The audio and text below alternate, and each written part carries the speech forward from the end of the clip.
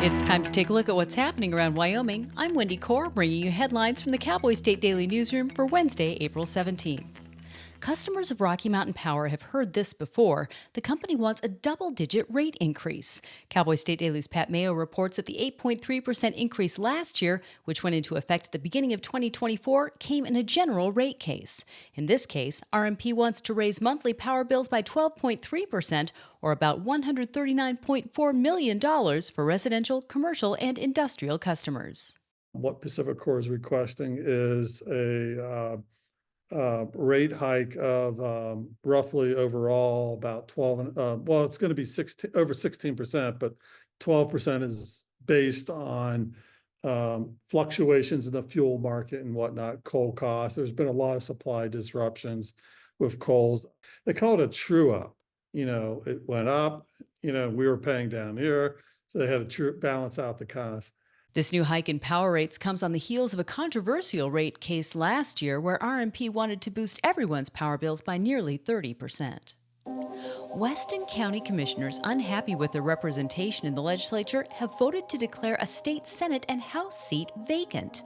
Political reporter Leo Wolfson says some Wyoming legislators say it's a move that they have zero ability to do. The situation in Weston is that they have multiple representatives and senators who represent multiple counties, and they only have one representative that actually lives in Weston County. I spoke to Weston County Commissioner Garrett Borton, who said this is just not constitutional and not right. So what their resolution does is it essentially calls for the creation of 2 new legislative districts, if not more, to fall within the county boundaries, not cross county lines for this legislative district. It's a peculiar, at best, proposal, considering that it's the legislature that's in charge of creating new redistricting efforts and those matters. The resolution calls for creating new legislative districts based on county borders. A pair of animal welfare groups have put up a combined $20,000 in reward money for information that might lead to stiffer penalties against a Sublette County man who allegedly captured a wolf and tormented the animal before killing it. Outdoors reporter Mark Hines spoke to representatives of the Center for a Humane Economy and Wolves of the Rockies, who said the money is simply to encourage people to come forward who may have witnessed the incident. A lot of people around the country and around the world have expressed anger and disappointment that so far the only recorded punishment in this case has been a $250 fine for illegal possession of a warm-blooded animal. It's pretty obvious that any further conviction of this is going to have to go beyond Game and Fish. And that's what these wildlife conservation groups, that's what they're putting the money up for. They're saying, if you can give us tips that can lead to an arrest or a conviction or sentencing related to these stiffer penalties, you could possibly be eligible for a cash reward.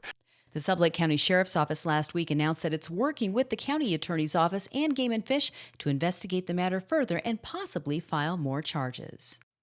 Winter officially ended nearly a month ago on the calendar, but that typically doesn't mean much for Wyoming, which continues a schizophrenic whiplash between blizzards and barbecues.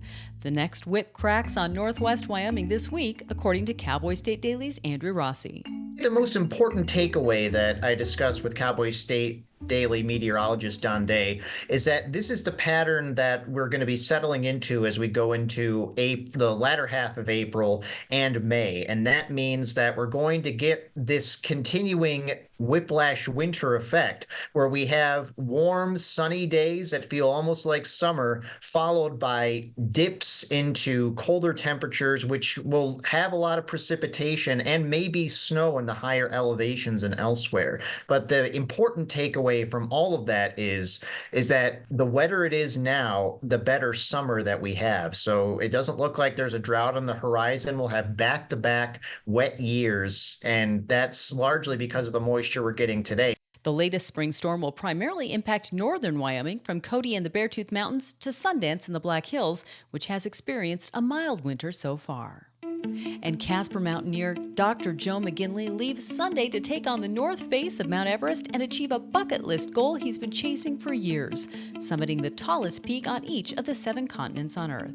Cowboy State Daily's Dale Killingbeck says this will be McGinley's second attempt at climbing Everest. And he's going to try it from the north side this time, from the Chinese side. And that meant that he had to be qualified at a 23,000 foot mountain, and he did that out of South America. So he's going on a fast ascent. He said it's probably going to take, he's going to be on the mountain for probably 10 days after he gets there. And we're all hoping for the best for him. McGinley climbed to the top of Mount Vinson, the highest spot on Antarctica, in January. And that's today's news. Get your free digital subscription to Wyoming's only statewide newspaper by hitting the subscribe button on cowboystatedaily.com. I'm Wendy Corr for Cowboy State Daily.